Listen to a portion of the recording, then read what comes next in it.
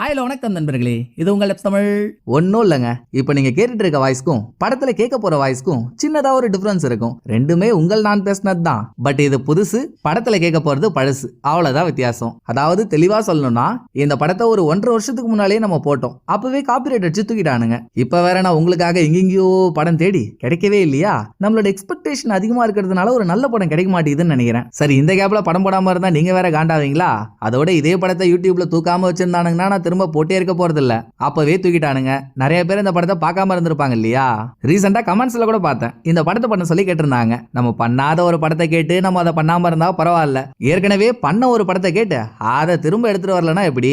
சரி, அவங்களுக்காக அதே படத்தை போடுவோமே அப்படின்னு தான் பழைய ஆடியோல அப்படியே வீடியோ மட்டும் பட்டிட்டிங்கரிங் பார்த்து எடுத்துட்டு வந்திருக்கேன். நான் என்னதான் இந்த மாதிரி 1000 உருட்டுனாலும் பழைய வீடியோவை திரும்ப போடுறது தப்பு தான், ஒத்துக்கிறேன். இந்த ஒரு தடவை பெரிய மனசு பண்ணி அட்ஜஸ்ட் பண்ணிக்கோங்க. அடுத்து ஒரு பயங்கரமான படம் லோடிங்ல இருக்கு.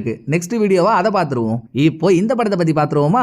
இன்னைக்கு நம்ம பார்க்க போற படம் 2023ல ரிலீஸ் ஆன கில் போக் சோன்ன்ற ஒரு கொரியன் ஆக்ஷன் த்ரில்லர் மூவி தான் பார்க்க போறோம். வீடியோ பார்த்துட்டு இருக்க முக்காவாசி பேரு ஜான் விக் படத்தோட ஃபேனா இருப்பீங்க. உங்கள்கிட்ட பேசிட்டு இருக்க நான் கூட அந்த படத்தோட பெரிய ஃபேன் தான். அப்படிப்பட்ட அந்த படத்தோட ரசிகர்களுக்கும் சரி, இது வரைக்கும் அந்த படத்தை பார்க்காதவங்களுக்கும் சரி, இப்ப நம்ம பார்க்க போற படம் வேற லெவல் ட்ரீட்டா இருக்கும். காலையில முழுக்க கொலகார வாழ்க்கை, நைட்டு முழுக்க குடும்ப வாழ்க்கை, அந்த குடும்பத்துல வேற ஒரு டீனேஜ் பொண்ணு, இது ரெண்டுத்தையும் பேலன்ஸ் பண்ற ஒரு லேடி. அவங்களோட கொலகார வாழ்க்கையிலையும் சரி, குடும்ப வாழ்க்கையிலும் சரி, எந்த அளவு வெறித்தனத்தை காட்டுறாங்கன்றது தான் படத்தோட கதை. ரத்தம் தெறிக்க தெறிக்க நடக்க போற ஆக்ஷன் சீக்வன்ஸை நீங்க பார்க்க ரெடி ஆயிட்டீங்கன்னா நான் இப்படியே படத்துக்குள்ள போயிடுறேன். நள்ளிரவு வேலையில நடு ரோட்ல ஒரு ஆள் ஜட்டியோட படுத்திருக்காரு. கொஞ்ச நேரம் கழிச்சு தூங்கிட்டு இருக்க ஆள் கண்ண முழிச்சதும், என்னடா இது, ஹோட்டல்ல உயரமா தூங்கிட்டு இருந்தோம், இப்ப இப்படி நடு ரோட்ல நாதாரி மாதிரி படுத்துட்டு இருக்கோம், எவன்டா அந்த வேலையை பார்த்ததுன்னு இந்த ஆள் திருன்னு முழிச்சிட்டு இருக்க.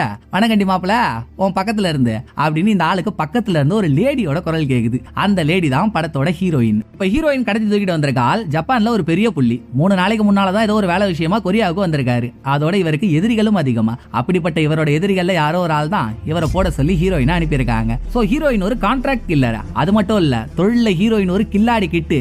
இவகிட்ட ஒரு ஆளை கொலை பண்ண சொல்லி வேலையை கொடுத்துட்டா அந்த வேலை தோத்ததா சரித்திரமே கிடையாது. ஹீரோயினை பத்தி ஆல்ரெடி இந்த ஆளுக்கு தெரியும்ன்றதுனால, ஓ நீதான் அந்த வெளியூர் ஆட்டக்காரியாமா, சரி என்ன கொலை பண்ண தானே வந்த, நான் தூங்கிட்டு இருக்கும் போதே போட்டு தள்ளிருக்கலாமே, ஏன்னா முழிக்கிற வரைக்கும் வெயிட் பண்ணிட்டு இருந்த அப்படின்னு அந்த ஆள் இன்ட்ரெஸ்டா ஒரு கேள்வியை கேட்க ஹீரோயின் இதுக்காக ஒரு கதையை சொல்றா. சில பல நாளைக்கு முன்னால ஹீரோயினும் அவளோட டீனேஜ் வயசு பொண்ணும், அந்த பொண்ணோட பேரை நம்ம சின்ன பொண்ணுன்னு வச்சுப்போம், 2 பேரும் வீட்டுல உட்காந்து ஒரு டிவி நியூஸ பாத்துருக்காங்க. இன்னும் கொஞ்ச நாள்ல நடக்க போற எலெக்ஷன்ல பிரதமர் பதவிக்காக போட்டியிடுற ஒரு பிரதமர் கேண்டிடேட்டோட காலேஜ் படிக்கிற பையன் ஏதோ ஒரு தப்பு பண்ணிட்டான்னு சொல்லி அவனை அரெஸ்ட் பண்றாங்க. இந்த நியூஸ பார்த்த ஹீரோயின், பேரண்ட்ஸ் ஒரு நல்ல காலேஜ்ல இவனை படிக்க வைக்கிறாங்க, அதையும் மீறி தப்பு பண்றான் பாரு அப்படின்னு ஒரு விஷயத்த சொன்னதும் இதை கேட்ட சின்ன பொண்ணு காண்டாயிடுறா. அது என்ன, நல்ல காலேஜ்ல படிக்கிறவங்க தப்பு பண்ணக்கூடாது, கொல்டி காலேஜ்ல படிக்கிறவங்க மட்டும் தான் தப்பு பண்ணணுமா, எல்லாரும் எல்லா விஷயத்திலயும் ஒண்ணுதான்னு அப்போ சின்ன பொண்ணு சொன்ன அந்த ஒரு வார்த்தையினாலதான் பிரசன்ட்ல ஹீரோயின் இவளுக்கு எதிரில இருந்த ஆளை கொல்லாம வச்சிருக்கா. தூங்குறப்ப இவரை கொல்றது நியாயமான ஒரு விஷயம் இல்ல. சோ எழுந்திருச்சதும் இவர்கிட்ட சண்டை போட்டே இவரை கொலை பண்ணிடலாம்னு இப்ப அந்த ஆள் எழுந்திருச்சதும் ஹீரோயின் அவரோட கையில ஒரு கத்தியை தூக்கி போட்டுட்டு ஹீரோயின் ஒரு சின்ன கோடாரி எடுத்து கையில வச்சுக்கிறா. அப்புறம் என்ன, இந்த 2 பேருக்கும் நடுவுல நடு ரோட்ல தாறுமாறான ஒரு ஃபைட் ஸ்டார்ட் ஆகுது. ஹீரோயின் கோடாரியை வச்சு 8 புள்ளி கோலம் போட்டா அந்த ஆள் கத்தியை வச்சு 16 புள்ளி கோலம் போடுறான். அதாவது ஹீரோயினை விட அவன் தான் வெறித்தனமா சண்டை போடுறான். கத்தி சுத்தறதுல கலர் பெல்ட் வாங்கியிருப்பான் போல. ஹீரோயின் பலவிதமான ஜல்குத்தா வேலை காட்டியும் அந்த ஆளை சமாளிக்க முடியல. ஒரு கட்டத்துல சொங்கி போய் ஹீரோயின் கீழே உட்கார அப்படியே தரையில தேங்கி இருந்த தண்ணியில மேல 2 பேரும் என்ன பண்றாங்கன்ற ஷேடோவை காட்டுறாங்க. இன்னைக்கு உன்னை விடவே மாட்டேன்டா அப்படின்னு ஹீரோயின் கோடாரியோட அந்த ஆளுக்கு பக்கத்துல நெருங்க, ஹீரோயினோட கையில இருந்த கோடாரிய அந்த ஆள் அவனோட கையில இருந்த கத்தியால வெட்டிட்டு கடைசியில ஹீரோயினோட கழுத்தையும் துண்டா வெட்டி தூக்கி போட்டுறான். அப்ப ஹீரோயினோட கதை ஸ்டார்டிங்லேயே முடிஞ்சு போச்சா அப்படின்னு நம்ம நினைச்சா அதுதான் இல்ல. இப்ப நம்ம பார்த்தது எல்லாமே ஹீரோயினோட விஷுவல் இமேஜினேஷன். எந்த ஒரு மூவ் எடுக்கிறதுக்கு முன்னாலையும் அதோட ரிசல்ட் இதுவாதான் இருக்கும்னு யோசிச்சு வர ரிசல்ட் நமக்கு சரி வந்தா மட்டும்தான் ஹீரோயின் அந்த மூவையே எடுப்பா. சோ இப்ப ஹீரோயின் யோசிச்சதுல கோடாரிய வச்சு அந்த ஆளை எதுவும் பண்ண முடியாதுன்னு தெரிஞ்சு போச்சா, அதனால ஒரு நிமிஷம் இருங்கோலே, உங்க லெவலுக்கு ஏத்த கத்தி எடுத்துட்டு வந்துடுறேன்னு காரு கிட்ட போன ஹீரோயின் வச்சா பாருங்க ஒரு ஆப்பு, கத்தி எடுத்துட்டு வரதா சொல்லிட்டு கன் எடுத்து பொட்டுன்னு அந்த ஆள் எதிர்பாராத டைமிங்ல அந்த ஆளோட நெஞ்சிலேயே 4-5 புல்லட்டை இறக்கிடுறா. பின்ன விடிய உட்காந்து சண்டை போட்டுட்டா இருக்க முடியும், வந்தது கொலை பண்றதுக்கு, எப்படி கொலை பண்ணா என்ன, கண்ணால அந்த ஆளோட கதையை முடிச்ச ஹீரோயின் இப்ப நம்ம இவளை எந்த அளவு ஆக்ரோஷமா பார்த்தோமோ அதுக்கு நேர் எதிரா அகுமார் குடும்ப குத்து விளக்கா மாறிடுறா. எல்லாம் சின்ன பொண்ணுக்காகத்தான். எந்த ஒரு சிச்சுவேஷன்லயும் நம்மளோட ப்ரொஃபஷன் நம்ம பொண்ணுக்கு தெரிஞ்சிடக்கூடாதுன்னு பொண்ணுக்கு தெரியாம காலையில கொலகார வாழ்க்கையையும் நைட்டு குடும்ப வாழ்க்கையையும் ஹீரோயின் வாழ்ந்துட்டு இருக்கா. அப்படி ஒரு நாள் ஹீரோயின் வீட்டை கிளீன் பண்ணிட்டு இருக்கப்போ சின்ன பொண்ணோட ரூம்ல இருந்து ஒரு சிகரெட் பாக்ஸ் கிடைக்குது. சிகரெட் பாக்ஸ பார்த்ததும் ஹீரோயினோட மனசுக்குள்ள ஒரு பிளாஷ்பேக். பிளாஷ்பேக். இப்ப சின்ன பொண்ணு இருக்க வயசுல ஹீரோயின் இருக்கிறப்போ ஹீரோயினோட அப்பா ஒரு போலீஸ் அதிகாரியா இருந்திருக்காரு. ஹீரோயினுக்கு சிகரெட் அடிக்கிற பழக்கம் இருக்குன்றது அவருக்கு தெரிஞ்சதும் பொண்ணுன்னு கூட பாவம் பார்க்காம நல்லா ஒழுங்கா வேகாத உருவா போண்டா மாதிரி இருந்துகிட்டு சின்ன பொண்ணா இருந்த ஹீரோயினோட மூஞ்ச அடிச்சு உடைச்சு இந்த ஆள் டார்ச்சர் பண்ணிருக்காரு. சோ சின்ன வயசுல இருந்தே ஹீரோயினுக்கு அவ அப்பா ஆனா பிடிக்காது. இப்படி ஒரு பிளாஷ்பேக் யோசிச்சு முடிச்ச ஹீரோயின் நம்ம பொண்ணு சிகரெட் அடிச்சிட்டான்னு சொல்லி நம்ம அப்பா மாதிரி நம்மளும் பண்ணக்கூடாதுன்னு சின்ன பொண்ணு வீட்டுக்கு வந்ததும் இந்த விஷயத்தை பத்தி சின்ன பொண்ணு கிட்ட பேசலாம்னு ஹீரோயின் ட்ரை பண்றா. ஹீரோயின் எந்த ஒரு மூவ் எடுக்கிறதுக்கு முன்னாலேயும் அதோட ரிசல்ட் என்னன்றதை யோசிச்சு பார்த்துட்டு தானே எடுப்பா. சோ நம்ம பொண்ணு கிட்ட வேற மாதிரி பேசினா பொண்ணு கோச்சிக்கிட்டு போயிடுவான்னு, என்னமா சிகரெட்லாம் அடிக்கிற போலியே, சரி இனிமேல் அடிக்கணும்னா அம்மா கூடவே வந்து அடி அப்படின்னு வேற மாதிரி ஹீரோயின் ட்ரை பண்ணா அதுக்கும் அந்த பொண்ணு கோச்சிக்கிட்டு ரூமுக்குள்ள போயிடுறா. கொப்பா மவளை இன்னைக்கு உன்னை கொல்லாம விட மாட்டேன்டி. ஒரு வேகத்தோட போய் பொண்ணோட ரூம் கதவை திறந்தா, சாரிமா தெரியாம தம் அடிச்சிட்டேன் இனிமேல் பண்ண மாட்டேன்னு எடுத்ததுமே அந்த பொண்ணு மன்னிப்பு கேக்குது. எது எப்படியோ எனக்கு இது நடக்க கூடாது அவ்வளவுதானே. சோ அந்த பொண்ணு சொன்னதுல ஹீரோயின் ஒரு சந்தோஷமாக அடுத்த நாள் ஹீரோயின் நேத்து நைட் ஒரு ஆளை போட்டு தள்ளனால அந்த விஷயம் டிவி நியூஸ்ல ஓடிட்டு இருக்கு. எம்கேன்ற ஒரு கம்பெனியோட சேர்மேனும், இந்த கம்பெனி ஒரு கொலகார கம்பெனி, இங்க தான் ஹீரோயினும் ஒர்க் பண்றா, யாரை கொலை பண்ணணும்ன்ற ஆர்டரை கம்பெனில வேலை செய்யறவங்களுக்கு இவங்க தான் கொடுப்பாங்க. அப்படிப்பட்ட கம்பெனியோட சேர்மேனும் இந்த சேர்மேனோட தங்கச்சி பிளஸ் இந்த கம்பெனியோட டைரக்டரா இருக்க ஒரு பொண்ணும் பாக்குறாங்க. சேர்மேனை பொறுத்த வரைக்கும் ஹீரோயின் இவரோட பெட்டு மாதிரி, ஹீரோயின் இவருக்கு ரொம்ப ரொம்ப பிடிக்கும். சேர்மேன் கூட க்ளோஸா இருக்கிறதுனாலயே டைரக்டருக்கு ஹீரோயினை சுத்தமா பிடிக்காது. எப்ப ஹீரோயினை போட்டு தள்ளலான்னு இவ பாத்துட்டு இருக்கா. இப்படி இந்த ரெண்டு பேருக்கும் ஒரு இன்ட்ரோ கொடுக்க அந்த பக்கம் ஒரு ரெஸ்டாரண்ட்ல உட்கார்ந்து இருந்த ஹீரோயின் அவ ஃப்ரெண்ட்ஸோட பேசிட்டு இருக்கா. ஹீரோயினை மாதிரியே அவனுங்களும் ஒரு கொலகார பாவீங்க தான். இந்த கூட்டத்துல ஒரு சாக்லேட் பாய் இருக்கான். அவனும் சரி ஹீரோயினும் சரி ரெண்டு பேரும் எம்கே கம்பெனில வேலை செய்யறாங்க. கம்பெனில ஹீரோயினுக்கு கொடுக்கப்பட்டிருக்க ரேங்க் ஏ. சாக்லேட் பாயோ அடிமட்ட ரேங்க்ல இருக்கான். மீதி பேர் எல்லாரும் வேற வேற கொலகார கம்பெனில ஒர்க் பண்ணிட்டு இருக்காங்க. பட் இருக்க கொலகார கம்பெனிலேயே எம்கே கம்பெனி தான் பெஸ்ட். அதுக்கு காரணம் நம்ம பார்த்த சேர்மேன் தான். சேர்மேனோட எம்கே கம்பெனிக்கு கீழே தான் ஊர்ல இருக்க எல்லா கம்பெனிகளுமே இருக்கு. சோ எல்லா கூட்டத்துக்கும் தலைவன் தான் அது சேர்மேன் தான். ஒரு நாள் சேர்மேன் ஊர்ல இருக்க எல்லா கொலகார கம்பெனிகளையும் கூப்பிட்டு, இங்க பாருங்க இந்த ப்ரொஃபஷன் இதுக்கு முன்னால நடந்த மாதிரி ஏனோ தானோ நடக்க கூடாது. வேலையை ஒழுங்கா பண்ணி பிசினஸ் டாப் டக்கரா எடுத்துட்டு போறதுக்கு நான் 3 ரூல் வச்சிருக்கேன். அதுல முதல் ரூல் 18 வயசு கீழே இருக்கவங்கள நம்ம கொலை பண்ணக்கூடாது. ரெண்டாவது, நம்ம கம்பெனி கொடுக்குற வேலையை தவிர மீது எந்த வேலையையும் கம்பெனியோட எம்ப்ளாயிஸ் பண்ணக்கூடாது. மூணாவது, கம்பெனி கொடுக்குற வேலையை கம்பெனியோட எம்ப்ளாயிஸ் பண்ணியே ஆகணும், மறுப்பு தெரிவிக்கவே கூடாது. இப்படின்னு 3 ரூல 7 வருஷத்துக்கு முன்னாலேயே சேர்மன் போட்டுட்டாரு. அதை எல்லாரும் கரெக்டா ஃபாலோ பண்றதுனால தான் பிசினஸ் வேற லெவல்ல இன்னைய வரைக்கும் போயிட்டு இருக்கு. அப்படிப்பட்ட முக்கியத்துவம் வாய்ந்த எம்கே கம்பெனில ஹீரோயின் முக்கியத்துவமான ஒரு பொசிஷன்ல இருக்கால, இது இவ கூட இருக்கவங்களுக்கே பிடிக்கல. முக்கியமா சாக்லேட் பாய்க்கு நம்ம கூடவே இருக்க ஹீரோயின் நம்மளை விட டாப்ல இருக்காளேன்னு இவனுக்கு ஒரு காழ்ப்புணர்ச்சி. சோ அந்த காழ்ப்புணர்ச்சியோடயே அவன் ஹீரோயின் கிட்ட பேச, இங்க பாருடா நீ மனசுல என்ன வச்சுக்கிட்டு பேசுறன்னு எனக்கு நல்லா தெரியுது. உனக்கு என்ன பிடிக்கலையா, கத்தியில பிளட்ட தடவி அனுப்பிவிடு, நான் லொகேஷன் செட் பண்றேன், அப்புறம் எதுவா இருந்தாலும் பாத்துக்கலாம்னு ஹீரோயின் கோவத்தோட ஒன்னு சொல்லிட்டு கிளம்பிடுறா. ஹீரோயின் சொன்னதுக்குண்டான அர்த்தம் அங்க இருக்க யாருக்குமே தெரியல. சோ அவங்க அதை பத்தி இந்த ரெஸ்டாரண்டோட ஓனர் கிட்டே விசாரிக்க, பொதுவா இந்த ஃபீல்டுல இருக்கவங்களுக்குள்ள ஏதாவது முரண்பாடு ஏற்பட்டு சண்டை செய்யணும்னு முடிவு எடுத்துட்டாங்கன்னா சண்டை போடணும்னு ஆசைப்படுறவங்க சண்டை போடணும்னு நினைக்கிற ஆளுக்கு கத்தியில பிளட்ட தடவி அனுப்பி வைப்பாங்க. அப்படின்னா நான் சண்டைக்கு ரெடி, என் கூட சிங்கிள்ஸ் வான்னு அர்த்தம். கத்திய வாங்குறவங்களும் சண்டை எங்க நடக்கணுமோ அந்த லொகேஷனை செட் பண்ணுவாங்க. இதத்தான் ஹீரோயின் சொல்லிட்டு போயிருக்கா. சரி அப்ப ஹீரோயின் இந்த ஆட்டம் போடுறாளே, இவள் அடக்க ஆளே இல்லையான்ற சந்தேகம் எல்லாருக்குள்ளேயே வருது இல்ல. எவ்வளவு பெரிய ஆளா இருந்தாலும் அவன் அப்பனுக்கும் அப்பா இருப்பான். அதே மாதிரிதான் ஹீரோயினோட திறமைக்கு ஈடு கொடுத்து சண்டை போடவும் ஒரு ஆள் இருக்காப்புல, அவர் தான் சேர்மேன். இத பத்தி அவங்க ஹோட்டல்ல பேசிட்டு இருக்கும் போதே ஹீரோயின் கார் எடுக்க வந்த இடத்துல ஒரு 4-5 பொறுக்கி பசங்க ஹீரோயின் கிட்ட தகராறு பண்றானுங்க. வாய்க்கரிசி வாங்குறதுக்கு வண்டி கட்டிட்டு வந்திருக்கானுங்களே, யாரா இவனுங்க அப்படின்னு நம்ம இவனுங்களை பார்த்து சிரிச்சிட்டு இருக்கும் போதே திடீர்னு இங்க வந்த சாக்லேட் பாய் ஹீரோயின் கிட்ட தகராறு பண்ண எல்லாரையும் லெஃப்ட் ரைட்னு வாங்கிட்டு ஹீரோயின் ஹோட்டல்ல உட்காந்து பேசிட்டு இருக்கிறப்போ அவளோட கத்தியை விட்டுட்டு வந்துட்டா போல. இப்ப அந்த கத்தியை திரும்ப ஹீரோயின் கிட்ட எடுத்துட்டு வந்து கொடுத்துட்டு நான் பேசினதுக்கு சாரிங்கன்னு மன்னிப்பு கேக்குறான். இன்னொரு பக்கம் என்னடானா ஹீரோயினோட பொண்ணு இவளோட கிளாஸ்ல படிக்கிற வேற ஒரு பொண்ணு கூட காதல்ன்ற பேர்ல ரொமான்ஸ் பண்ணிட்டு இருக்கா. சோ ஹீரோயினோட பொண்ணுக்கு பசங்கனா பிடிக்காது போல, பொண்ணுங்கனா மட்டும்தான் பிடிக்கும். இப்போ இந்த ரெண்டு பொண்ணுங்களும் ரொமான்ஸ் பண்ணிட்டு இருக்க இடத்துக்கு இவங்களோட கிளாஸ்லயே படிக்கிற 3 பசங்க வராங்க. அதுல ஒரு பையன் ரொம்ப நாளா சின்ன பொண்ணை உசார் பண்ணணும்னு ட்ரை பண்ணிட்டு இருக்கான். நல்லா ஒட்டு துணி போட்ட வெட்டுக்கிளி மாதிரி இருந்துகிட்டு உனக்கு நான் கேக்குறேனா அப்படின்னு அந்த பையன் எப்ப சின்ன பொண்ணுக்கு பக்கத்துல நெருங்கினாலும் அவனை அசிங்கப்படுத்தி அனுப்புறது தான் சின்ன பொண்ணோட வேலை. இன்னைக்கும் அதே மாதிரி அவனை அசிங்கப்படுத்திட்டு சின்ன பொண்ணு கிளம்பி போனதும் அவன் கூட இருக்க ஃப்ரெண்ட்ஸ் அவனை ஓட்டிட்டு இருக்காங்க. அப்படியே அந்த பக்கம் கத்தி எடுத்துட்டு வந்து கொடுத்தால சாக்லேட் பாய், அவன் கூடவே கதகளியை விளையாட முடிச்ச ஹீரோயின் டைம் ஆயிடுச்சுன்னு வீட்டுக்கு கிளம்புறதுக்கு முன்னால எம்கே கம்பெனில ஹீரோயின் வேலை செய்யறதுக்காக போட்ட கான்ட்ராக்ட் அக்ரிமெண்ட் இன்னும் கொஞ்ச நாள்ல முடிய போகுது. அக்ரிமெண்ட் முடிஞ்சதும் என் பொண்ணுக்காக நான் வேலையை விட்டு போயிடலாம்னு இருக்கேன் அப்படின்னு தான் மனசுல இருக்கிறத சாக்லேட் பாய் கிட்ட சொன்ன ஹீரோயின் வீட்டுக்கு நடைய கட்டிடுறா. மறுநாள் சேர்மன் ஹீரோயினை கூப்பிட்டு அனுப்புறாரு. சரி அவரை பாப்போம்னு ஹீரோயின் எம்கே கம்பெனிக்கு வந்தா தெரியாதனமா டைரக்டரோட கண்ணுல ஹீரோயின் மாட்டிக்கிறா. இந்த கம்பெனிலேயே வருங்கால கொலைகாரர்களுக்கு உண்டான பிராக்டிஸ் நடந்துட்டு இருக்கு. பிராக்டிஸ் நடக்கிற அந்த இடத்துக்கு டைரக்டர் ஹீரோயினை கூட்டிட்டு வர ஹீரோயின் அவ சின்ன வயசுல எந்த அளவு பிரமாதமா சண்டை போட்டாலோ அப்படியே அவ திறமையை உரிச்சு வச்ச மாதிரி இப்போ ஒரு பொண்ணு ட்ரைனிங் எடுத்துட்டு இருக்கா. அந்த பொண்ணோட பேரை நம்ம ஃபைட்டிங் பேர்டுன்னு வச்சுப்போமா. ஃபைட்டிங் பேர்டை பொறுத்த வரைக்கும் ஹீரோயின் தான் அவளோட இன்ஸ்பிரேஷனே. ஹீரோயினை மாதிரி வரணும்னு ஆசைப்பட்டு தான் இந்த ஃபீல்டுக்குள்ளேயே அவள் நுழைஞ்சிருக்கா. அந்த பொண்ணு கூட ஹீரோயின் சண்டை போடுற மாதிரி டைரக்டர் உசுப்பேத்தி விட பல பேருக்கு முன்னால சண்டை போடுன்னு சொல்லியும் ஹீரோயினால போடாம போக முடியாதுல்ல. சரி வாங்க போட்டு பாத்துருவோம் அப்படின்னு ஹீரோயின் சண்டைக்கு தயாராயிடுறா. ஃபைட்டிங் பேர்டு சண்டைக்காக கையில கத்தி எடுத்து வச்சிருக்கா. பட் ஹீரோயினோட கையில இருக்கிறதோ ஒரே ஒரு மார்க்கர் மட்டும்தான். வல்லவனுக்கு புல்லும் ஆயுதம்னு சொல்லுவாங்கல்ல, அது என்னன்றதை இப்ப நான் உனக்கு காட்டுறேன். வாராஜாத்தி அப்படின்னு ஃபைட்டிங் பேர்டு கிட்ட சண்டை ஆரம்பிச்ச ஹீரோயின் 2 நிமிஷத்துல அவளை கேம்ல தோக்கடிக்க அடுத்த சீன்ல சேர்மேனும் ஹீரோயினும் மீட் பண்ணி பேசிக்கிறாங்க. சேர்மேன் 2 கவரை தூக்கி ஹீரோயினுக்கு முன்னால வைக்க ஒரு கவர்லயும் கொலை பண்ண வேண்டிய ஒரு ஆளுங்களோட போட்டோ இருக்கு. ஹீரோயின் அதுல ஒரு கவரை சூஸ் பண்ணிக்கிறா. அப்புறம் கான்ட்ராக்டர் ரினியூ பண்றத பத்தி பேசுறதுக்காக சேர்மேன் ஹீரோயினை தனியா ஒரு ரெஸ்டாரண்ட் கூட்டிட்டு போக ஹீரோயின் எப்ப கல்யாணம் பண்ணி குழந்தை பெத்துக்கலாம்னு முடிவெடுத்தாலோ அப்பவே சேர்மேன் ஹீரோயின் கிட்ட நீ கல்யாணம் பண்ணி குழந்தை பெத்துக்கிறதுனால தொழிலுக்கு எந்த பாதிப்பும் வரக்கூடாது, கடைசி வரைக்கும் நீ தொழில இருக்கணும்னு சத்தியம் வாங்கியிருப்பாரு. அதோட ஹீரோயினுக்கு தொழிலை சொல்லி கொடுத்ததே சேர்மேன் தான். யாரை கொலை பண்ண போனாலும் சரி முதல்ல கொலை பண்ற ஆளுங்களோட வீக்னஸ் தெரிஞ்சுக்கோ, அப்புறம் அவங்கள கொலை பண்றது ஈஸியா இருக்கும்னு எப்பவுமே சேர்மேன் சொல்லிட்டு இருப்பாரு. இப்ப அந்த மலரும் நினைவுகளை பத்தி எல்லாம் பேசினதும் கான்ட்ராக்ட் ரினியூ பண்றத பத்தி சேர்மேன் கேட்க ஹீரோயின் அது எதுக்குமே பதில் சொல்லாம இவ ஒரு கவரை சூஸ் பண்ணால அந்த கவரை ஓபன் பண்ணி பார்த்தா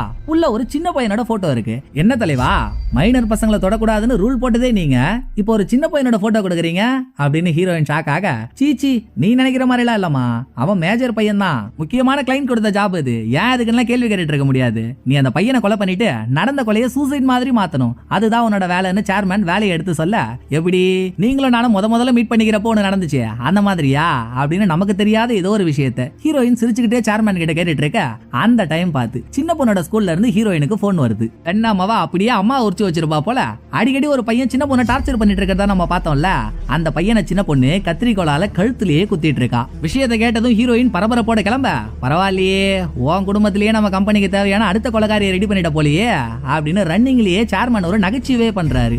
அதை கேட்ட ஹீரோயின் கடுப்பாகி, யோ நகைச்சுவையெல்லாம் ஒரு அளவோட இருக்கணும், இனிமேல் இந்த மாதிரி பேசின துரு புடிச்ச கத்தி எடுத்து தொண்டையிலே இறக்க வேண்டியதா இருக்கும் அப்படின்னு கடுப்புல இந்த ஆள் கிட்ட கத்திட்டு சின்ன பொண்ணு அந்த பையனை கத்திரிக்கோளால குத்துறப்போ சின்ன பொண்ணு வேற ஒரு பொண்ணை லவ் பண்றதா சொன்னோம்ல, அவளும் அந்த இடத்துல தான் இருந்திருக்கா. பட் சம்பவ இடத்துல இருந்த 3 பேருமே என்ன ஆச்சு எதுக்காக சின்ன பொண்ணு அந்த பையனை குத்துனான்றத சொல்லவே மாட்டாங்க. உங்க பொண்ணு ரீசனை சொல்ற வரைக்கும் உங்க பொண்ணை ஸ்கூல்ல சேர்க்க முடியாதுங்க, சஸ்பெண்ட் பண்றேன்னு பிரின்சிபல் சின்ன பொண்ணை சஸ்பெண்ட் பண்ணிடுறாரு. சரி நம்ம பொண்ணுகிட்டயே விளக்கத்தை கேட்டுருவோம்னு, ஏன்டி இப்படி பண்ண, ஒரு ஆளை கொலை பண்ற அளவுக்கு உனக்கு என்ன கோவம் அப்படின்னு சின்ன பொண்ணு கிட்ட ஹீரோயின் கேட்டா அந்த பொண்ணு வாயவே திறக்க மாட்டா. இந்த சம்பவம் நடந்ததுல இருந்து ஹீரோயினுக்கு மனசே கேட்கல.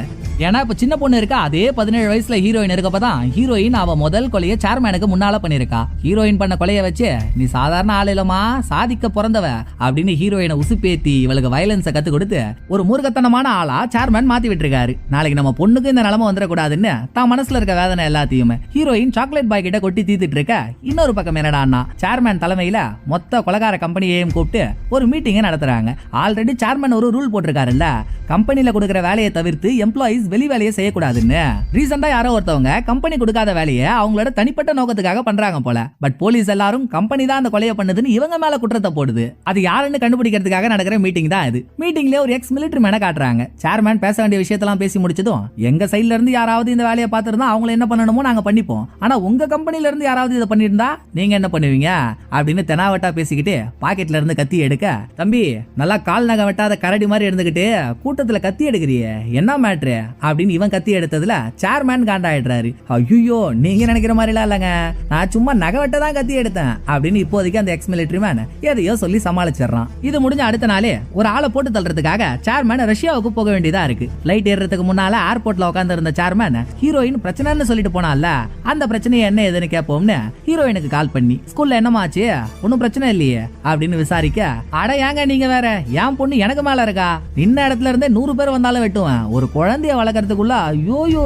யோ முடியலங்க அப்படின்னு ஹீரோயின் புலம்புனதும், சரிமா எல்லாரும் அந்த வயசுல அப்படிதான் இருப்பாங்க, போக போக சரியாயிடும், தட்டி விடாத, அப்புறம் நான் உங்ககிட்ட ஒரு வேலையை கொடுத்தேன்ல அதை இன்னைக்கு நைட்டு முடிச்சாகணும், போறப்போ ஃபைட்டிங் படியும் கூட்டிட்டு போ, உனக்கு தேவைப்படுற இன்ஸ்ட்ருமெண்ட் எல்லாமே அவகிட்ட இருக்குன்னு சேர்மேன் சொன்னதும் அன்னைக்கு நைட்டு ஹீரோயின் ஃபைட்டிங் பட் இருக்க இடத்துக்கு போறா. இவங்க அந்த பையனை கொலை பண்ணிட்டு அதை சூசைட் மாதிரி தானே காட்ட போறாங்க.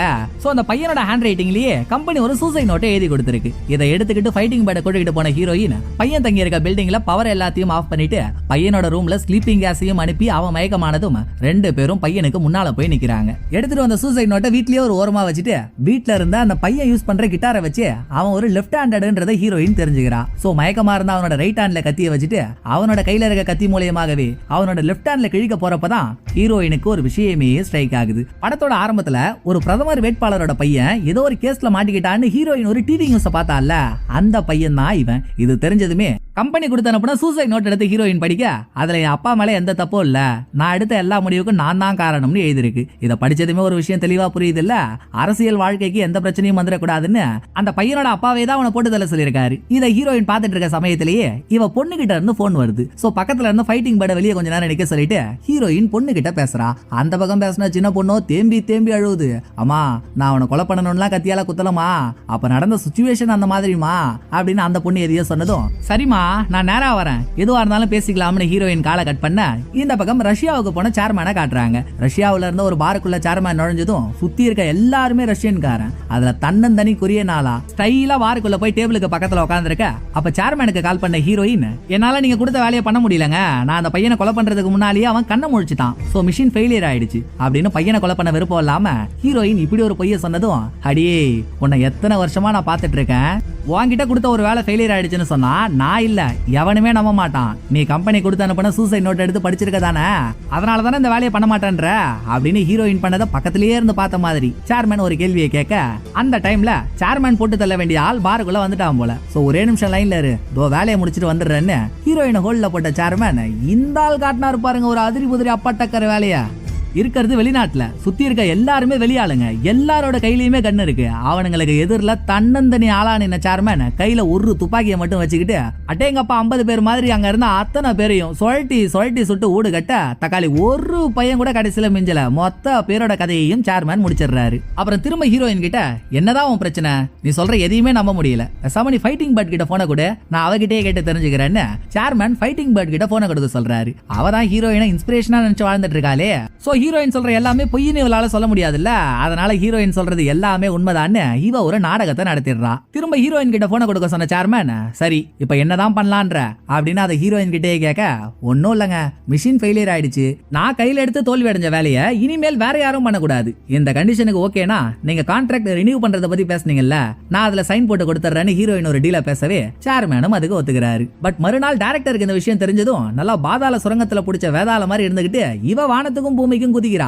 அது எப்படி கம்பெனி கொடுத்த வேலை ஃபெயிலியர் ஆகும், சரி ஃபெயிலியர் ஆயிடுச்சு வேற யாரையும் வச்சு இது பண்ணக்கூடாதுன்னா என்னதான் நடக்குது இந்த கம்பெனில அப்படின்னு இவ சேர்மேன் கிட்ட கத்தவே அடியே அந்த கம்பெனியோட சேர்மேன் நான் என்ன சொல்றேனோ அதுதான் ஃபைனல், சாத்திக்கிட்டு போனை வை அப்படின்னு அவ பேசுறத மதிக்காம போனை கட் பண்ண சேர்மேன் ஒரு பிளாஷ்பேக்கை யோசிச்சு பாக்குறாரு. ஹீரோயினுக்கு 17 வயசா இருக்கும் போது ஹீரோயினோட அப்பாவான போலீஸ் அதிகாரியை போட்டு தள்ளுற வேலை சேர்மேன் கிட்ட வந்திருக்கு. கொலையை தற்கொலை மாதிரி பண்ணணும்ன்ற கண்டிஷனையும் போட்டிருக்காங்க. சோ ஹீரோயினோட அப்பாவை தூக்குல தொங்குற மாதிரி சேர்மேன் நிக்க வச்சிட்டு இருக்க டைமிங்ல எதிர்பாராத விதமா ஹீரோயின் வீட்டுக்குள்ள வரா. அவளை பார்த்ததுமே சேர்மேன் போய் ஒளிஞ்சுக்கிறாரு. உள்ள வந்த ஹீரோயின் அப்பா தூக்குல தொங்குற மாதிரி நிக்கிறாரே அப்படின்னு அதை பார்த்து பதறுவான்னு பார்த்தா எந்த சத்தமும் கொடுக்காம கம்முன்னு இருக்கா. அப்ப ஹீரோயினுக்கு பின்னால போய் அவ தலையில கண்ண வச்ச சேர்மேன் அப்பவே மைனர் பசங்களை கொல்லக்கூடாதுன்னு ஒரு எண்ணத்துல தான் இருக்காரு. ஹீரோயினுக்கு 17 வயசு தானே ஆகுது, சோ இவளை கொல்லவும் முடியல. அதே சமயம் சேர்மேன் பண்ண போற கொலையை இவ பாத்துட்டா இல்லையா, சாட்சியா வேற மாறிட்டா. என்னதாண்டா இவளை பண்றதுன்னு சேர்மேன் யோசிச்சுட்டு இருக்கப்போ கொடுத்தா பாருங்க ஹீரோயின் ஒரு ஷாக்கு. இவளுக்கு தான் இவ அப்பாவை பிடிக்காது இல்ல, சோ சேர்மேன் பேசிட்டு இருக்கும் போதே இவளோட அப்பா முட்டு கொடுத்து நின்னுட்டு இருந்த சேர ஹீரோயினை தள்ளி விட்டுட்டு பின்னால நின்னுட்டு இருந்த சேர்மேன் பக்கம் திரும்பி இப்ப கொலை பண்ணது நானு, அதை பார்த்த சாட்சி நீ, ஒண்ட நான் என்ன பண்ணலாம் அப்படின்னு ரிட்டன் சிரிச்சுக்கிட்டே கேட்டா பாருங்க ஒரு கேள்வி. சேர்மேன் மறண்டே போயிடுறாரு. இதுதான் சேர்மேனுக்கும் ஹீரோயினுக்கும் நடுவுல நடந்த முதல் சந்திப்பு. இப்படி ஒரு பிளாஷ்பேக் காட்டிட்டு பிரசன்ட்டுக்கு வந்ததும் நான் கையில எடுத்து தோத்த வேலையை வேற யாரும் பண்ணக்கூடாதுன்னு ஹீரோயின் ஒரு கண்டிஷன் போட்டிருந்தால, அந்த பையனை வேற யாரோ கொலை பண்ணிட்டாங்க.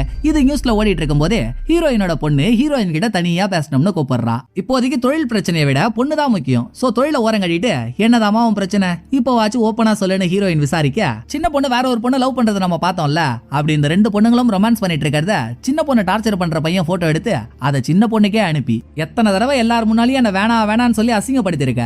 அடுத்து வரப்போற ஒரு மாசம் நீ என்னோட காதலியா இருக்கணும், அப்படி இல்லனா இந்த போட்டோவை ஸ்கூல் முழுக்க பரப்பி விட்டுருவேன்னு இவன் ஒரு பிளாக்மெயில பண்ணிருக்கான். அப்ப இங்க வந்த சின்ன பொண்ணோட காதலி டே அப்படிலாம் பண்ணிடாதரா, என்னோட வாழ்க்கையே போயிட்டுண்டா, ப்ளீஸ்ரா விட்டுடுறா அப்படின்னு அந்த பையன் கிட்ட கெஞ்சிட்டு இருக்க. ஏண்டி பொண்ணை போட்டோ எடுத்து மிரட்டுற நாய் இது, இவெல்லாம் ஒரு ஆள்னு இவங்கிட்ட பரிதாபத்தை எதிர்பார்க்கற, நவுறி நீ அப்படின்னு அந்த பொண்ணை தள்ளி விட்டுட்டு பட்டக்குன்னு பாக்கெட்ல இருந்து கத்திரிக்கோல் எடுத்த சின்ன பொண்ணு வச்சா பாருங்க அவன் தொண்டையிலேயே ஒரு ஷாட்டு. இதுதான் நடந்திருக்கு. பொண்ணு பண்ணது நியாயமான ஒரு விஷயம் தான், பட் நம்ம பொண்ணுக்கு பசங்களையே பிடிக்கல, வேற ஒரு பொண்ணு தான் பிடிச்சிருக்குன்னு சொல்றாளே, இதுக்கு என்ன நம்ம ரிட்டர்ன் பதில் சொல்றது அப்படின்னு புரியாம ஹீரோயின் முழிச்சிட்டு இருக்க.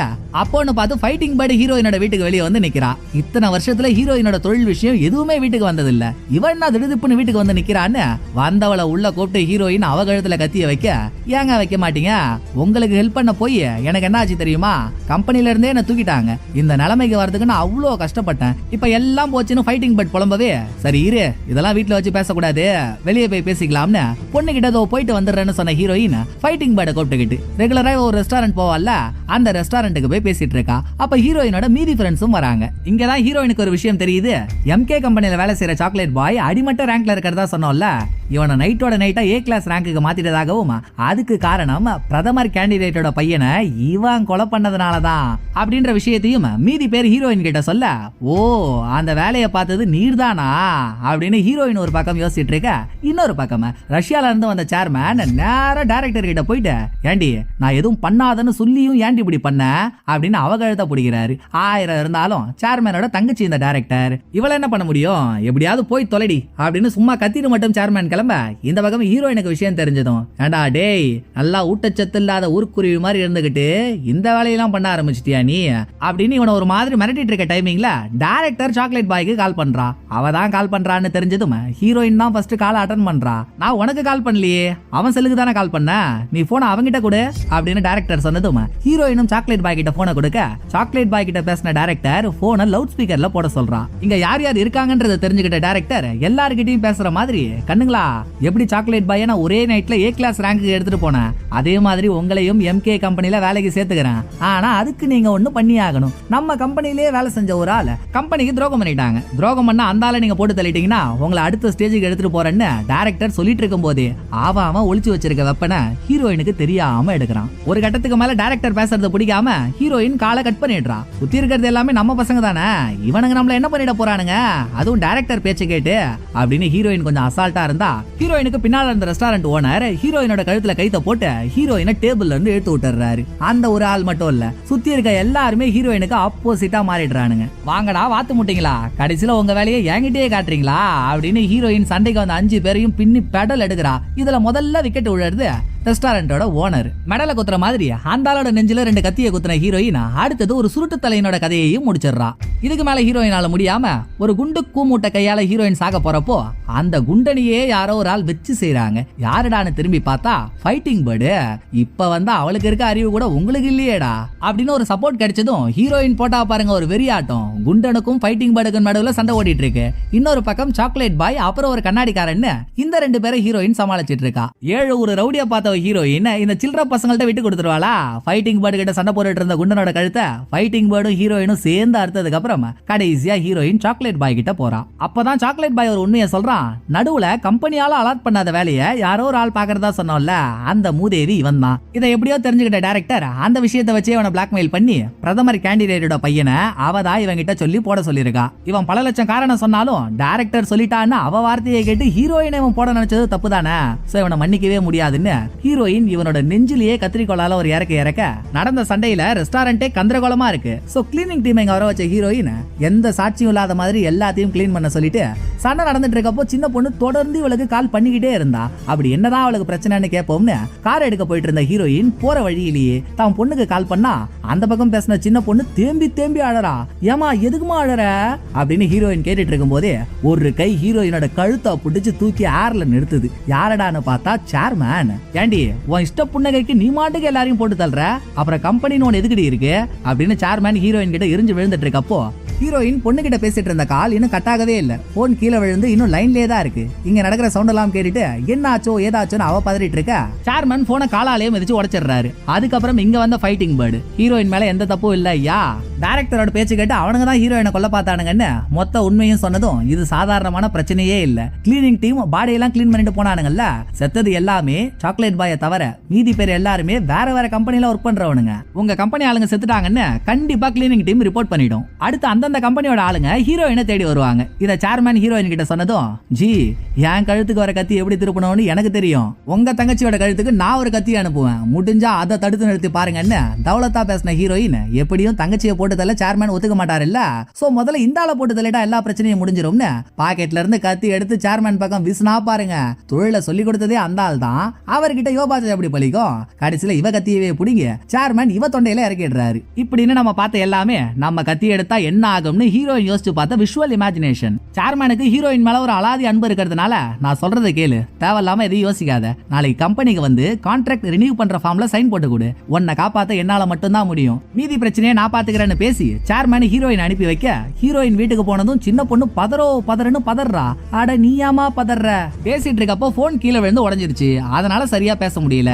அப்புறம் நீ எதுக்கு போன்ல அழுத, உன் பிரச்சனை என்னன்னு ஹீரோயின் விசாரிச்சா, சின்ன பொண்ணு வேற ஒரு பொண்ணை லவ் பண்றாள்ல, இவங்க லவ் பண்ற விஷயம் வெளியே தெரிஞ்சுட்டா அந்த பொண்ணுக்கு அசிங்கமாயிடும்னு அந்த பொண்ணு சின்ன பொண்ணை பிரேக்கப் பண்ணிட்டு இருக்கா. இதுக்காக தான் சின்ன பொண்ணு ஃபீல் பண்ணிருக்கா. அடியே அவனுக்கு 1000 பிரச்சனை இருக்கு, பொண்ணு போயிட்டான்றது ஒரு பிரச்சனையாடி, ஆத்துல 1000 மீன் இருக்கு, ஒரு மீன் இல்லனா இன்னொரு மீன், விட்டு தள்ளு அப்படின்னு ஹீரோயின் சின்ன பொண்ணை சமாதானப்படுத்த, அங்கதான் சின்ன பொண்ணு ஒரு ஷாக்கா கொடுக்குறா. சில பல நாளைக்கு முன்னால ஹீரோயினோட பேக்ல துப்பாக்கி இருந்ததை சின்ன பொண்ணு பாத்துருக்கா. பட் துப்பாக்கியை பார்த்தவ நம்மள மாதிரி ஹாலிவுட் படங்கள் நிறைய பாத்துருப்பா போல. அம்மா கிட்ட துப்பாக்கி இருக்குன்னா அம்மா கவர்மெண்டோட டாப் சீக்ரெட் சர்வீஸ்ல ஏதோ ஒரு ரகசிய மிஷன்ல இருக்காங்க போலன்னு இவளே ஒரு கதையை நினைச்சுக்கிட்டா. இப்ப அந்த கதையை சின்ன பொண்ணு ஹீரோயின் கிட்ட சொன்னதும் நல்லதா போச்சு, ரொம்ப பிரைட்டான ஆல்மானி, எப்படி கரெக்டா கண்டுபிடிச்ச அப்படின்னு ஹீரோயின் அவ என்ன நினைச்சாலும் அதையே மெயின்டைன் பண்ணிட்டு இருக்க.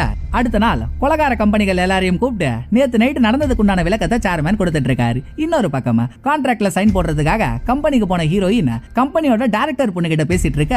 அந்த பக்கம் ஹீரோயின் மேல எந்த தப்பும் இல்ல, நடுவுல நம்ம அலாட் பண்ணாத வேலையை ஒரு ஆள் பண்றதா சொன்னோம்ல, அவன் தான் சாக்லேட் பாய், ஏன்டா அப்படி பண்றேன்னு ஹீரோயின் அவங்கிட்ட போய் நியாயத்தை கேட்கறப்போ அவனோட ஃப்ரெண்ட்ஸ் ஹீரோயினே போட பார்த்தாங்க. பதிலுக்கு தற்காப்புக்காக தான் ஹீரோயின் எல்லாரையும் கொலை பண்ணான்னு சேர்மேன் ஒரு சப்பக்கட்டு கட்டதும் இந்த கூட்டத்திலேயே நல்லா நார்வே நாட்டு ரத்த ஓடு மாதிரி எக்ஸ் மிலிட்டரி மேன் ஒருத்தவனை பார்த்தோம்ல, அவன் சும்மா இல்லாம நீங்க சொல்ற எதுவும் நம்புற மாதிரி இல்லையே, சம்பவம் நடந்த இடத்துல ஹீரோயின் கூடவே ஃபைட்டிங் பேர்டு ஒருத்தி இருந்தாலாமே, பேசாம அவளை கூப்பிடுங்க, அவகிட்ட உண்மை என்னன்னு கேட்போம்னு இவன் கேட்க, அதுக்கப்புறம் தான் நமக்கு ஒரு உண்மை தெரியுது. நேத்து நைட்டு சேர்மேன் ஹீரோயின் அனுப்பி விட்டதுமே ஃபைட்டிங் பேர்ட் மூலமா தப்பித்தவரி கூட இந்த விஷயம் வெளியே போயிடக்கூடாதுன்னு அங்கேயே அவளை போட்டு தள்ளிட்டு இருக்காரு. ஒரு பக்கம் சேர்மேன் இதை மனசுக்குள்ள யோசிச்சுட்டு இருக்க, இன்னொரு பக்கம் ஹீரோயின் கிட்ட பேசிட்டு இருந்த டைரக்டர் பொண்ணு நேத்து நைட்டே ஃபைட்டிங் பேர்ட் இறந்துட்டான்ற விஷயத்தை தென்னாவட்டோட ஹீரோயின் கிட்ட சொல்றா. மீட்டிங் நடக்கிற இடத்துல வேற பிரச்சனை ஓயிற மாதிரி தெரியல.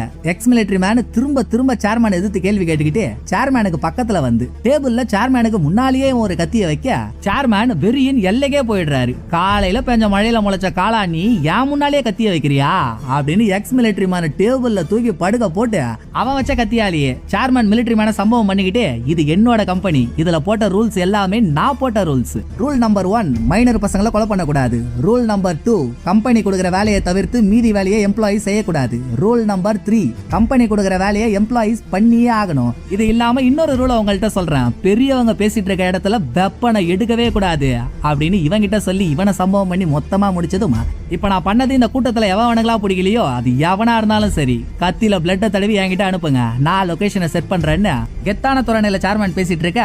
அந்த பக்கம் என்னடான்னா ரத்தக்கரை படிஞ்ச ஒரு பேனாவை எடுத்துட்டு வந்து கம்பெனியோட ரிசப்ஷன்ல கொடுத்த ஹீரோயின், உங்க ஆள் சேர்மேன் வந்தது இதை கொடு, அவர் லொகேஷனை செட் பண்ணுவாருன்னு சொல்லிட்டு சேர்மேனை சிங்கிள்ஸ் கூப்பிடுறதுக்காக ரத்தம் படிஞ்ச பேனாவை ரிசப்ஷன்ல கொடுத்துட்டு ஹீரோயின் கிளம்பிடுறா. பேனாவை பார்த்த ரிசப்ஷனிஸ்ட் ஒரு பதட்டத்தோட டைரக்டரோட ரூமுக்கு ஒன்னா, அங்க டைரக்டர் ரத்த வெள்ளத்துல மிதந்து பொண்ணமா கிடக்குறா. ஒரு அளவு தானே பொறுக்க முடியும், இவ மாட்டுக்கு பேசிட்டு இருப்பா, எப்படி ஹீரோயின் சும்மா இருப்பா, வேலையை தீத்துட்டு இருக்கா. இப்ப இன்னைக்கு நைட்டு அந்த கம்பெனிலேயே ஹீரோயினுக்கும் சேர்மேனுக்கும் சிங்கிள்ஸ் நடக்க போகுது. சண்டைக்கு ரெடி ஆகி ஹீரோயின் வீட்டுல இருந்து கிளம்ப, ஹீரோயின் கார் பார்க்கிங்ல இருந்து கார் எடுத்துட்டு போனதும் அதே பார்க்கிங்ல வேற ஒரு கார்ல உட்கார்ந்து இருந்தவன் ஹீரோயினோட வீட்டை நோக்கி நடந்து போயிட்டு இருக்கான். இந்த விஷயம் தெரியாத ஹீரோயின் கம்பெனிக்கு போய் லிப்ட்ல ஏறி சேர்மேன் இருக்க ஃப்ளோருக்கு வந்ததும் லிப்ட் டோர் திறந்த அடுத்த செகண்டே எதிரில இருந்த சேர்மேன் அவர் இஷ்டத்துக்கு ஹீரோயினை பார்த்து சுடுறாரு. ஆனா ஒரு புல்லட் கூட ஹீரோயின் மேல படல. ஹீரோயினை சுத்தி சுத்தி தான் அந்த புல்லட் படுது. அதே சமயம் ஹீரோயினும் அவர் சுடுறாருன்னு ஒரு இன்ச்சு கூட நகரல. ஆணி அடிச்ச மாதிரி திமிரான லுக்கோட ஒரே இடத்துல நின்னுட்டு இருந்தவ துப்பாக்கியில புல்லட்லாம் தீர்ந்ததும் உள்ள வந்து ஒரு சேர்ல உட்கார்றா. இவளுக்கு எதிரில சேர்மேனும் உட்கார்றாரு. ரெண்டு பேருக்குள்ள பேச்சுவார்த்தை ஓடிட்டு இருக்க ஹீரோயின் தான் எந்த ஒரு மூவ் பண்றதுக்கு முன்னாலேயும் அதோட ரிசல்ட் என்னவா இருக்கும்னு யோசிப்பால. அதே மாதிரி இப்ப சேர்மேன் கூட சண்டை போட்டா அதோட ரிசல்ட் என்னவா இருக்கும்னு பலவித ஆங்கிள் ஹீரோயின் யோசிக்கிறா. ஆனா எந்த ஒரு ஆங்கிள்லயுமே ஹீரோயினால சேர்மேனை தோக்கடிக்க முடியல. ஹீரோயின் எப்படி ஒரு மூவ் எடுத்தாலும் சரி கடைசியில சேர்மேன் தான் ஜெயிக்கிற மாதிரி ஹீரோயினோட விஷுவல் இமேஜினேஷன் சொல்லுது. ஹீரோயின் இத பத்தி தான் யோசிக்கிறான்றது சேர்மேனுக்கும் நல்லா தெரியும். சோ ஏமா வேஸ்டா யோசிச்சு டைம் வேஸ்ட் பண்ணிட்டு இருக்க? என் வீக்னஸ் கண்டுபிடிச்சா மட்டும்தான் உன்னால என்ன கொல்ல முடியும். எனக்கு தான் வீக்னஸ்ன்றதே இல்லையே அப்படின்னு டைரக்டர் சொல்ல, யாருங்க சொன்னது? உங்களோட வீக்னஸ் என்னன்றது எனக்கு நல்லா தெரியும். உங்களுக்கு எதிரில் உட்காந்து பேசிட்டு இருக்க நான் தான் உங்களோட மிகப்பெரிய வீக்னஸ். என்ன ஆனாலும் நீங்க என்ன எதுவும் பண்ண மாட்டீங்கன்னு சொன்ன ஹீரோயின் பேச்சுவார்த்தைக்கு நடுவுலயே ஒரு கண்ணாடி கிளாஸ் எடுத்து சேர்மேன் மேல அடிக்கிறா. சேர்மேன் அதை தடுத்துட்டு இருக்க டைமிங்ல சேர்மேனோட கையில இருக்க கத்தியவே புடுங்கின ஹீரோயின் குத்தி போட்டியே வெளியே எடுத்துறா. ஹீரோயின் கிட்ட கத்தி குத்து வாங்கின சேர்மேன் ஹீரோயினுக்கு 17 வயசா இருக்கும் போது முதல்ல அவளை பார்த்து ஷாக் ஆனார் இல்ல, அதே ஷாக்கான லுக்கோட இப்பவும் ஹீரோயினை பார்த்துக்கிட்டே தட்டு தடுமாறி கீழே விழ. இதுக்கப்புறம் தான் சேர்மேன் வச்சிருக்க ட்விஸ்ட் நமக்கும் ஹீரோயினுக்கும் தெரியுது. சண்டையோட முடிவு இதுவா தான் இருக்கும்ன்றத முன்கூட்டியே தெரிஞ்சுக்கிட்ட சேர்மேன் நம்ம செத்து ஹீரோயின் உயிரோட வாழ்ந்தாலும் அந்த வாழ்க்கை அவளுக்கு நரகமா தான் இருக்கணும்னு சொல்லி இவரோட ஆள் ஒருத்தவனை ஹீரோயினோட வீட்டுக்கு அனுப்பி வீட்டு வாசல்ல ஒரு மொபைல் போனை வைக்க சொல்லியிருக்காரு. அந்த மொபைல் போன்ல இங்க நடந்தது எல்லாமே லைவா டெலிகாஸ்ட் ஆகும். அந்த லைவ் டெலிகாஸ்ட வீட்டுக்கு வெளியே அந்த மொபைல் போன் எடுத்து சின்ன பொண்ணு பாத்துறா. அம்மா இப்படிப்பட்ட ஆளா அப்படின்னு மொத்த வீடியோவையும் பார்த்ததும் இந்த பொண்ணு கண்ணீர் விட்டு கதறிட்டு இருக்க, யோ நலுங்க வச்ச நட்சத்திரம் ஆமா, இதுக்கு நீ என்ன போட்டே தள்ளி இருக்கலாயா, கடைசியில இப்படி வச்சு செஞ்சுட்ட பாத்தியா அப்படின்னு சேர்மேனை மொத்தமா முடிச்சு முக்தியை கொடுத்த ஹீரோயின் கார் எடுத்துக்கிட்டு வீட்டுக்கு போயிட்டு இருக்க வழியில எல்லா இஷ்ட தெய்வங்களையும் அழுதுகிட்டே வேண்டா, நம்ம பொண்ணு அந்த வீடியோவை பாத்துருக்க கூடாது, நம்ம இவ்வளவு பெரிய கொலைகாரின்னு பொண்ணுக்கு தெரியக்கூடாது, தெய்வமே இது மட்டும் நடக்காம பாத்துக்கோன்னு வேண்டிக்கிட்டே வீட்டுக்கு வந்த ஹீரோயின் பொண்ணோட ரூம் கதவை திறக்க அங்கதான் சின்ன பொண்ணு நமக்கு ஒரு அதிர்ச்சியை கொடுக்குறா. இவ ஆல்ரெடி வீடியோவை பார்த்து கத்தி கதறி அழுதுட்டால, பட் உள்ள வந்த ஹீரோயின் கிட்ட இவ வீடியோவை பார்த்த விஷயத்த சொல்லவே இல்லை. எப்பவும் பேசுற போல அம்மா கிட்ட கேஷுவலா பேசவே, நல்லா வேலைடா நம்ம பொண்ணுங்க ஒண்ணும் தெரியலன்னு இதுல ஹீரோயினுக்கு ஒரு சின்ன சந்தோஷம். அப்படியே இங்க சீனை கட் பண்ணா சில பல நாள் கழிச்சு வீட்டுல சின்ன பொண்ணு எங்கன்னு ஹீரோயின் எங்கெங்கயோ தேடிட்டு இருக்காங்க. பட் சின்ன பொண்ணும் இவ படிச்ச ஸ்கூலுக்கு இவ படிச்ச கிளாஸுக்கே போய் ஒரு பொண்ணு இவளை கழட்டி விட்டால, அந்த பொண்ணுக்கு பாய் சொல்றதா சொல்லி அந்த பொண்ணு எழுத்து கட்டி பிடிச்சவ அந்த பொண்ணுக்கு மட்டும் கேட்கிற மாதிரி அந்த பொண்ணோட காதுல, நான் இங்க வந்ததே எல்லாரும் முன்னாலேயும் ஒன்னு எழுத்து வச்சு முத்தம் கொடுக்கறதுக்கு, அப்படி இல்லனா இதுக்கு முன்னால நம்ம விஷயம் மாட்டிடுமோன்னு பயந்தே நீ செத்தல்ல, அந்த பயத்தை திரும்ப உனக்கு காட்டி மறுபடியும் சாகடிக்க தான் வந்தேன். எப்படியும் நான் முன்னால வந்த அடுத்த செகண்டே உனக்கு அந்த பயம் வந்திருக்கும். இது போது எனக்கு வரட்டா அப்படின்னு அவகிட்ட பேசிட்டு சின்ன பொண்ணு வெளியே வர, சின்ன பொண்ணு ஒரு பையனோட கழுத்துல கத்திரிக்கோலை இறக்குனால அவன் சின்ன பொண்ணுக்கு முன்னால வரான். என்னடா லுக்கு தொண்டை பத்திரம் அப்படின்ற மாதிரி அவங்கிட்ட ஒரு சைகையை காட்டிட்டு ஹீரோயின் கொலை பண்ற வீடியோவை பார்த்துட்டு இவளுக்கும் அம்மா மாதிரி ஆகணும்ன்ற ஆசை வந்துருச்சா என்னமோ தெரியல, ஒரு நமுட்டு சிரிப்போடையே ஸ்கூல்ல இருந்து நடந்து போறா. அதோட படத்தோட கதையை முடிக்கிறாங்க. மேபி இந்த படத்தோட செகண்ட் பார்ட் வந்தா நம்ம கேள்விக்குண்டான பதில் கிடைக்கலாம். இப்போதைக்கு இந்த படம் முடியுது. இந்த படம் உங்களுக்கு பிடிச்சிருக்கோன்னு நம்புறேன். அடுத்த ஒரு நல்ல படத்துல வந்து நான் உங்களை மீட் பண்றேன். இந்த வீடியோ உங்களுக்கு பிடிச்சிருந்தா லைக் பண்ணிடுங்க. எப்படி பண்ணிருக்கேன்றத மறக்காம கமெண்ட்ல சொல்லிடுங்க. தேங்க்யூ, டடா, பை.